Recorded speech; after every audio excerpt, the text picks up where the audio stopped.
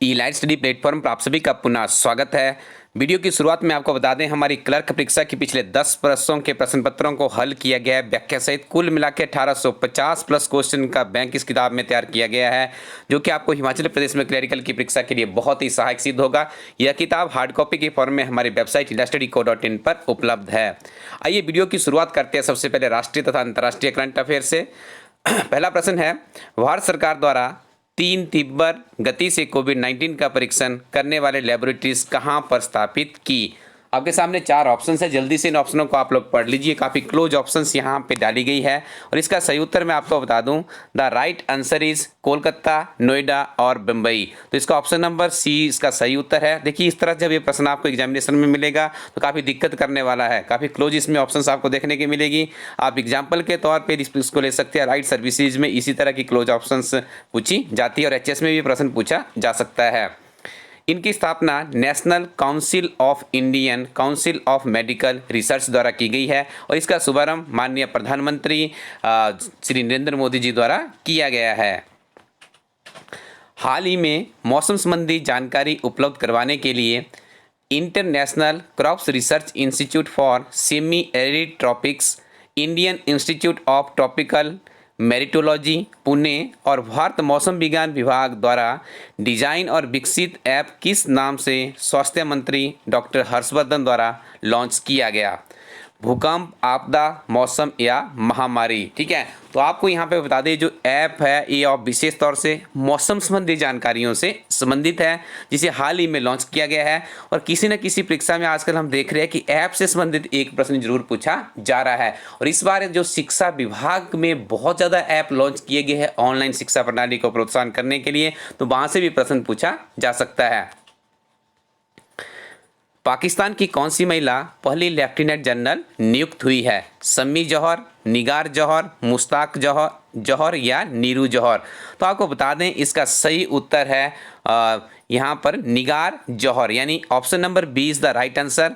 पाकिस्तान के राष्ट्रपति है आरिफ अलवी और यहाँ के प्रधानमंत्री है इमरान खान। देखिए, यदि पिछले वर्ष का ही आप एचएस का प्रश्न पत्र देखेंगे, वहाँ पे पूछा गया था, ये किसी तरह का नाम था जो कि वहाँ की पहली फीमेल थी, पूछा गया था उन्हें कौन सा पद दिया गया है। यहाँ पे प्रश्न इस बार हमने थोड़ा सा घुमा के पूछा है आपसे, तो ये प्रश्न आ सकता है किसी न किसी परीक्षा में आपसे भी पूछा जा सकता है कि हाल ही में पाकिस्तान के समाचार पत्रों में सुर्खियों में रही निगार जौहर की नियुक्ति किस पद पर हुई है। तो आप उसका उत्तर क्या करेंगे, लेफ्टिनेंट जनरल के। ये भी आपने ध्यान रखना है कि छोटी छोटी गलतियां इस तरह की बहुत भारी पड़ जाती है, जिन्हें हम इग्नोर करते रहते हैं। हाल ही में एडवर्ड फिलिप द्वारा प्रधानमंत्री के पद से इस्तीफा दिया गया, उनका संबंध किस देश से है। रूस, फ्रांस, चीन या नेपाल। तो आपको बता दें, जो इनका संबंध रहा है वो फ्रांस से रहा है। इनका नाम भी आपने याद रखना है क्योंकि फ्रांस काफ़ी ताकतवर कंट्री है। और आजकल जो राफेल का सौदा हुआ है वो किस देश के साथ हुआ है वो भी याद रखिएगा, फ्रांस से। हमारे अम्बाला में जो सेना का एरिया है वहाँ पे उनकी लैंडिंग हो चुकी है। काफ़ी ताकतवर हमारी सेना बनती दिख रही है। 36 राफेल की ये डील हुई है, जो कि एक आधुनिक भारत की काफ़ी महत्वपूर्ण डील मानी जा सकती है। केंद्र सरकार द्वारा नई शिक्षा नीति को कैबिनेट से कब मंजूरी प्राप्त हुई। 4 ऑप्शंस आपके सामने हैं यहाँ पर, 25 जुलाई 2020 या 10 जुलाई 2020, 30 जुलाई 2020 या 7 जुलाई 2020। तो इसे मंजूरी दी गई है कैबिनेट के द्वारा 30 जुलाई 2020 में। बहुत सी परीक्षाओं में सीधी सीधी डेट्स पूछी जा रही है। इसी वीडियो के आगे कुछ प्रश्न आएंगे जिससे हम डिस्कशन करेंगे शिक्षा नीति से क्या क्या लाभ होने वाला है, कितना जीडीपी का खर्चा किया जा रहा है, क्या एक्सपेक्टेड आउटकम्स रहेंगे इस नई शिक्षा नीति के। उससे पहले डिस्कशन कर लेते हैं अगले करंट अफेयर की तरफ। राफेल विमान उड़ाने वाले पहले भारतीय पायलट कौन बने। जल्दी से 4 ऑप्शन पढ़ लीजिए। इसका सही उत्तर मैं आपको बता देता हूँ, कश्मीर के हिलाल अहमद। इससे पहले जो हमारे सेना के वायुसेना के प्रमुख हैं उन्होंने भी उड़ाया था, लेकिन उन्होंने भारत से बाहर उसकी टेस्टिंग की थी। अब जब ये विमान भारत में आए हैं तो कश्मीर के हिलाल अहमद द्वारा इसे उड़ाया गया। भारत सरकार द्वारा किस राज्य के संपूर्ण क्षेत्र को शांत क्षेत्र घोषित अशांत अशांत क्षेत्र, यहाँ पे पीसफुल नहीं अनपीसफुल होगा, ठीक है, इसको रेक्टिफाई कर लें। पीडीएफ में हम इसको रेक्टिफाई कर देंगे। मैंने आपको एक इन्फॉर्मेशन भी देनी है, इस पूरे के पूरे महीने की हमारी एक सेपरेट मैगजीन बन रही है, जो कि इस बार आई थिंक जहाँ तक मेरा अनुमान है आईटी टीम से मुझे जो इन्फॉर्मेशन प्राप्त हुई है सॉफ्ट कॉपी में लॉन्च होगी। और उसकी सबसे बड़ी विशेषता होगी पूरे महीने भर के आपको पूरे के पूरे सिंगल लाइनर में, एमसीक्यू में और पिछले 2 महीने का गिरिराज समाचार पत्र का सारांश भी उपलब्ध करवाया जाएगा। उसके बाद एब्रीविएशन, कुछ बहुत से प्रश्न हमारे इसमें छूट भी जाते हैं प्लेटफॉर्म पे, वो कंप्लीट स्टडी होगी। यदि आपने पूरा महीना भर वीडियो सुने होंगे 10 से 15 मिनट आप उसको पढ़ लेंगे तो आपको काफ़ी ज़्यादा सहायता मिलने वाली है आगामी विभिन्न तरह की परीक्षाओं में। तो यहाँ पे हमारा प्रश्न था, भारत सरकार द्वारा किस राज्य के संपूर्ण क्षेत्र को अशांत घोषित किया है? मिजोरम, कर्नाटका, नागालैंड या त्रिपुरा? तो इसका सही उत्तर है ऑप्शन नंबर सी यानी नागालैंड। नागालैंड की राजधानी है कोहिमा और वहाँ के मुख्यमंत्री है नेफ्यू रियो, इसको भी आपने याद रखना है। मानव संसाधन मंत्रालय का नया नाम क्या निर्धारित किया गया है?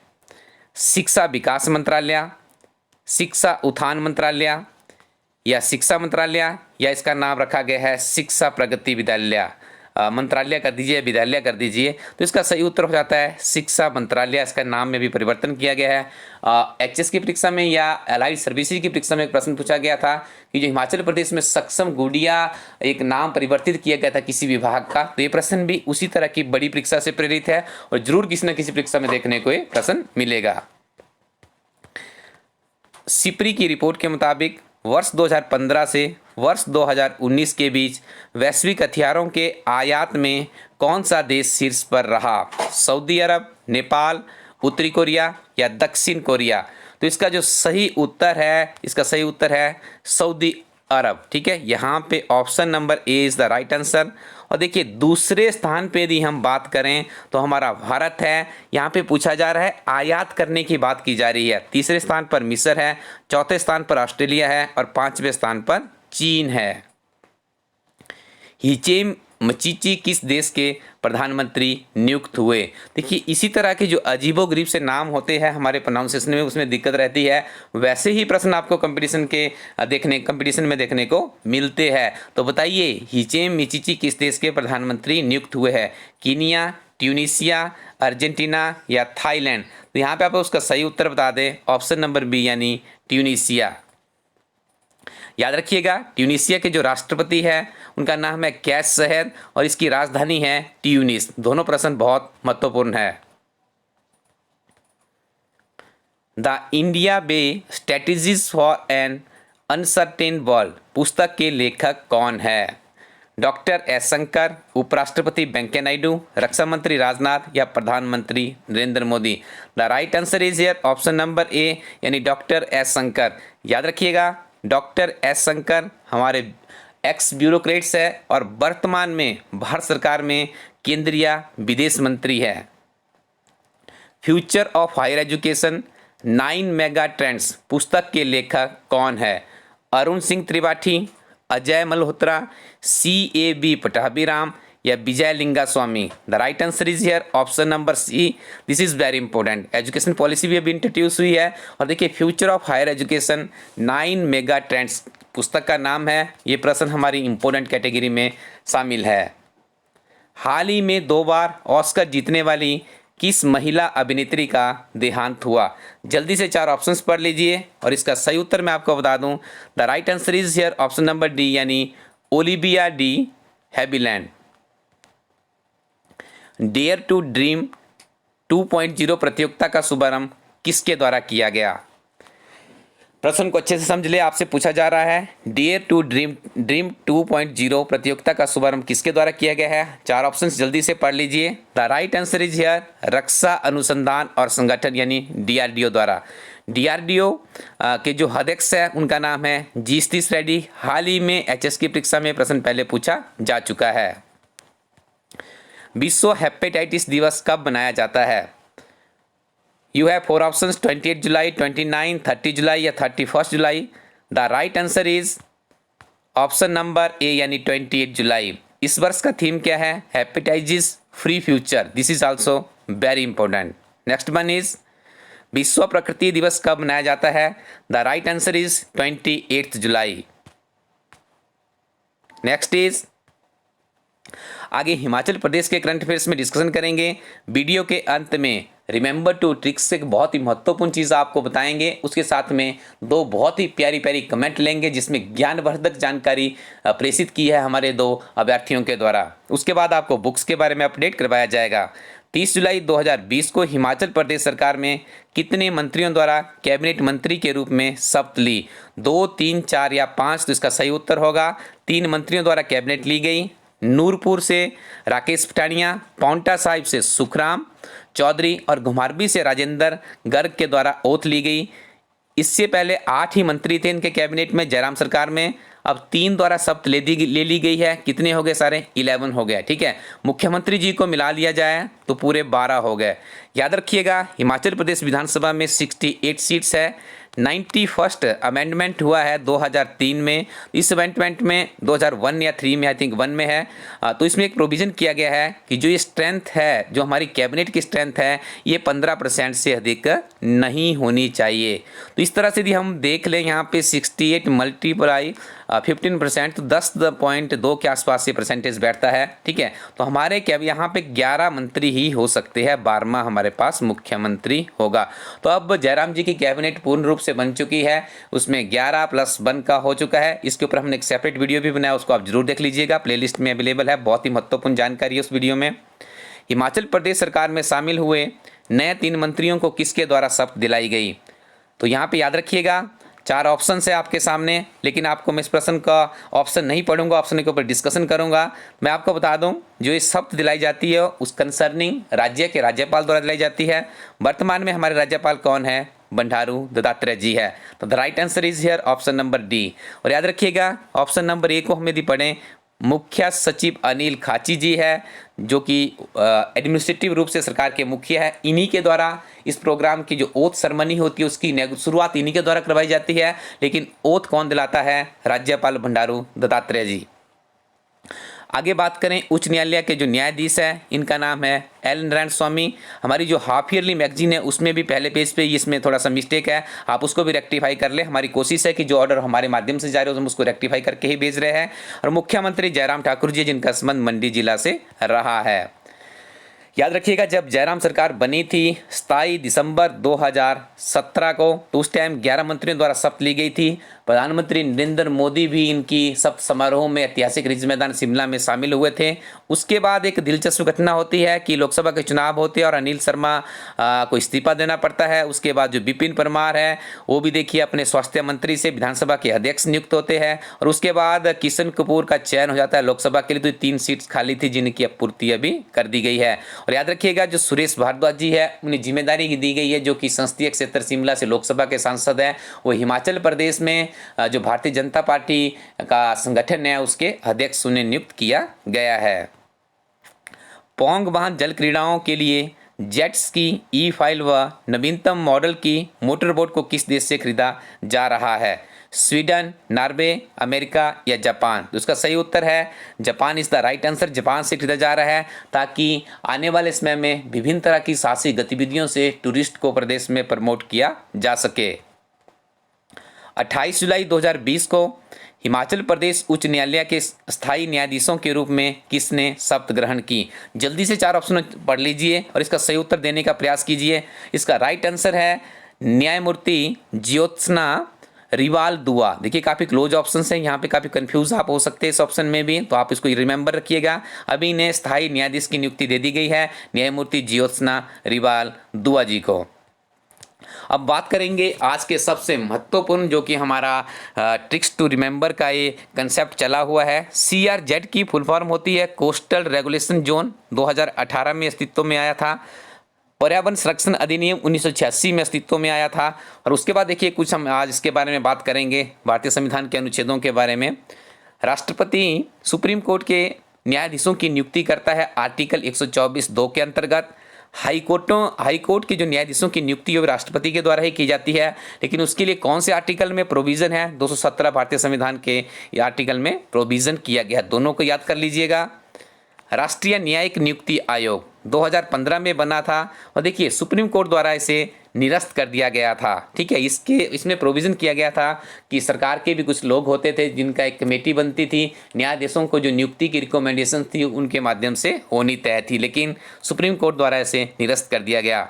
याद रखिएगा सिटीजन एक्ट 1955 में बना था पहली बार, और उसमें हाल ही में वर्ष 2019 में एक संशोधन भी किया गया है, उसके ऊपर भी हमने रिमेंबर टू ट्रिक्स में बात की है। अनुच्छेद 214 के अंतर्गत प्रत्येक राज्य के लिए अलग से एक हाई कोर्ट की व्यवस्था की गई है। देखिए यहाँ पे आपने देखा 17 में देखिए राष्ट्रपति उनकी नियुक्ति करता है, 2014 में क्या किया गया है, सेपरेट व्यवस्था की गई है, हर राज्य का अपना एक हाई कोर्ट होगा। और देखिए आंध्र प्रदेश की जो कैपिटल है वो अमरावती है, तेलंगाना की जो कैपिटल है, ठीक है, वो क्या है, वो हैदराबाद है। यहीं पर इन दोनों के हाई कोर्ट भी स्थापित है, यहाँ से भी प्रश्न पूछा जा सकता है। वर्तमान में यदि हम बात करें तो भारत में कुल मिला के 25 हाई कोर्ट है। राष्ट्रपति अध्यादेश जारी कर सकता है अनुच्छेद 123 के अंतर्गत। कमेंट सेक्शन में मुझे बताइए राज्यपाल को अध्यादेश जारी करने की शक्ति किस अनुच्छेद के अंतर्गत प्राप्त होती है। अब बारी है आपकी दो बहुत ही प्यारी प्यारी सी कमेंट्स की। पहली कमेंट है विकास दिवान जी की, इन्होंने कहा है कि sir best teacher, thank you very much. एक सुझाव भी इनके द्वारा दिया गया है कि आप वीकली MCQ करें जिससे हमें लर्निंग में आसानी हो सके please sir, and we all are speed and you, God bless you. Thank you very much Vikas Diwan ji, आपका इस सुझाव देने के लिए और हमें प्रोत्साहित करने के लिए। कुछ ना कुछ तो आपने हमारी मेहनत को जो सलाम किया उसके लिए हम भी आपके आभारी हैं। आपने बहुत ही अच्छा प्रश्न है यहाँ पे, काफ़ी दिनों से मैं भी चाह रहा था कि आपको MCQ एक वीकली बेस करवाया जाए, लेकिन मैं आपको बता दूँ थोड़ा सा हमारा भी अध्ययन में अभी रुचि है, कुछ बुक्स और हमारी टीम के द्वारा बनाई जा रही है। जैसे हमें फुर्सत मिलेगी डेफिनेटली आपको वीकली भी और मंथली भी बहुत ही बेहतरीन करंट अफेयर्स हम उपलब्ध करवाने की कोशिश करेंगे। क्विज़ के ऊपर भी हम काम करें, हो सकता है आपको कुछ दिनों में हम एक बेहतरीन करंट अफेयर्स की क्विज़ भी उपलब्ध करवाएं। दूसरी कमेंट है अर्जुन कुमार जी, इतनी महत्वपूर्ण सारगर्भित जानकारी इन्होंने दी है, इनके लिए हमारी सबकी तरफ से इन्हें सलाम। कारखानों के साथ साथ गुजरात पूरे भारत में सोलर रूफटॉप में भी पहले नंबर पे है और दूसरे पे महाराष्ट्र है। गुजरात की राजधानी है गांधीनगर, वहाँ के मुख्यमंत्री है विजय रूपानी, और देखिए राज्यपाल है वहाँ के आचार्य देवव्रत, कुछ समय पहले हिमाचल प्रदेश के राज्यपाल भी थे। गुजरात में ही गिरी नेशनल पार्क है जो कि एशियाटिक शेर के लिए प्रसिद्ध है। इंपॉर्टेंट करंट अफेयर्स देखिए यहाँ पे, Gujarat police first in Himachal to introduce taser gun. Sujalam Sufalam जल संचय अभियान शुरू हुआ है। उम्बारे आंगनबाड़ी नामक अनूठी पहल भी गुजरात में ही शुरू हुई है। आप मुझे बताइए यदि इस तरह की महत्वपूर्ण जानकारी एक ही जगह पे आपको कहाँ से मिलेगी। ये बहुत ही सजग विद्यार्थियों के प्रयास होते हैं जो कि सफलता के मार्ग को प्रशस्त करने के लिए अति आवश्यक भी होते हैं। बहुत ही बढ़िया इनके द्वारा ज्ञान दिया गया था और हमारी कोशिश ये रहती है कि एक ही प्लेटफॉर्म पे विभिन्न तरह का ज्ञान यदि हम आपस में साझा करें तो डेफिनेटली ये प्लेटफॉर्म भी आगे बढ़ेगा। और आपसे पुनः एक रिक्वेस्ट कि अपने फ्रेंड सर्कल में हमारी इस मेहनत यदि आपको अच्छी लगती है तो जरूर इस यूट्यूब चैनल का लिंक भेजिएगा। और आज का जय हिंद इला स्टडी की मेहनत के लिए। आगे आपको बता दें हमारी दो किताबें बहुत ही बेहतरीन तरीके से लॉन्च हो चुकी है। तीसरी क्लर्क की बुक भी हमारी बिल्कुल बन के तैयार है, उसको भी आप लोग परचेज कर सकते हैं। ये तीनों किताबें आपको हमारी वेबसाइट ilastudyco.in से मिल जाएगी। नीचे दर्शाई गई किताबों को परचेज करने से पहले इन दोनों किताबों का एक PDF रिव्यू भी निकाला गया है ताकि आपको पता चल सके कि इसमें किस तरह की अध्ययन सामग्री है। कमेंट सेक्शन में और डिस्क्रिप्शन में लिंक अवेलेबल है, उसको डाउनलोड कर लीजिएगा और उसके बाद वेबसाइट में जाके आप इससे परचेज भी कर सकते हो।